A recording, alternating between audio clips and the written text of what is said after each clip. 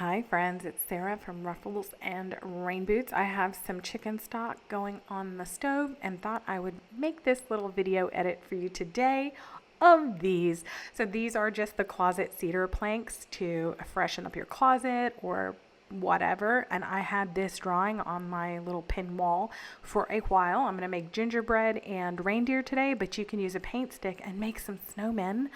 I'm going to cover the gingerbread on the back with, or the reindeer on the back with some felt, because I'm going to use staples to put these Dollar Tree garland ties on. I may add some berries, I may add some twine, I'm not sure. And then I'm using a wood round with some beige paint and a birch round with some red paint for the reindeer, black and white Posca paint pens, or you can use acrylic paint, either way. I'm going to attach the antlers with some 5/16 inch staples, and I'm just going to get started. So little red paint, little paint dauber, and that one is done. We're also going to paint the little wood round. You can use it naturally, like I think that looks fine, but I had already gotten out the paint, and I mean, I'd already done the work, let's say. So I'm just going to draw on the prettier one that I'm not going to cover anything up. And to draw, I mean, I'm not drawing for real. I'm going to trace a gingerbread cookie cutter. This is no joke. I feel, why in the world would you have to start over?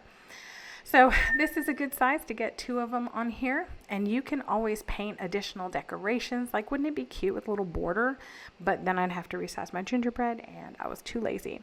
So after I traced them, I literally used my Posca paint pen. I can guarantee you in the comments, people are going to be like, my paint pen always explodes. See that little paint tray next to me? I always tap it.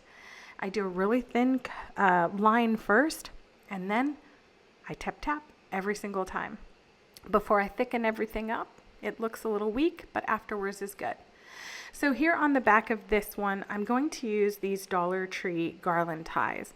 I actually used these this year to put up my stair garland. I'm an early decorator. It's November 1st, and I've already decorated half of my house for Christmas. Whatever. And so I just took 2 garlands, twisted them, and just branched them, staple gunned them onto the back. So you can see I used 1 staple here, but I also ended up stapling the very top as well to make sure that it wouldn't like bend off or whatever. And then for the back, just to protect like any clothes or jackets that are in the closet, I'm going to just cut this piece of felt. And yeah, I eyeball cut it because no one is going to be looking that closely at the back. Right? Christmas crafting should be fun, should be easy, or it should make you money. Those are really my only rules. All right, so now I'm going to use a Posca paint pen and the back of the paint pen top, because I cannot draw a circle. I am not Galileo or Da Vinci or whoever it was that could draw a circle. So this worked. And so all I needed was that outline, and I'm going to do it here. And you may think to yourself, Sarah, can you mess this up? Yeah, I can, I promise. So I'm just going to fill this in with a black Posca paint pen. But if you have black paint and a paintbrush, guess what? It's great. I'm going to glue down the big little, I don't know what that is, muzzle, maybe? And I'm just going to clamp that on because I am using hot glue instead of wood glue because I was too lazy to go literally 3 feet from where I'm standing and get it. That's just the way it was that day. A lot of you are going to be like, why does your watch say August? Yeah, I'm sorry. I do film these whenever I get the idea. I just don't ever share them. So I'm sharing them today. A little swiggles, a couple of Daiso bow ties, which you can obviously make your own little ties there, and a smile face. There you go. We're all done after we thicken up the lines here. And again, I am not sealing mine because I actually want the benefit of the cedar. So you just do whatever you want. I'm going to make the roughest rustic little bow to sort of keep in line with the bow ties by looping some twine, tying it in the center.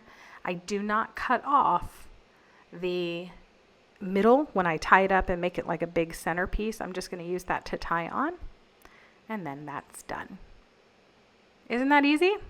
Now back to this guy, all we have left is just add a couple reflections in the eyes. And again, you can always make a snowman or anything else you can think of. I'd love to hear more ideas.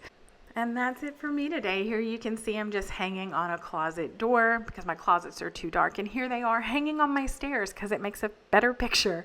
That's it for me today. Please like, share, and subscribe for more crafting fun.